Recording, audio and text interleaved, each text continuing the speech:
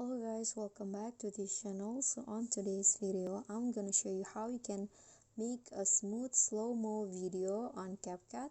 So first, after you add your clips that you want to edit into a slow-mo video, you can just click on it and go to speed, click on normal and lower the speed into 0.5 times.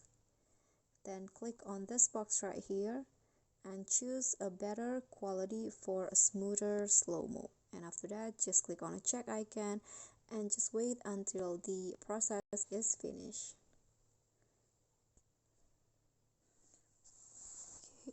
Okay, so the smooth slow-mo has been applied. Then before exporting, you can just preview the result first, and there you'll have a smooth slow-mo video. Then you can just export it and save it to your gallery. Okay, so that's all from me. Thank you guys so much for watching. Don't forget to click thanks, like this video, comment, and also subscribe if you haven't done that.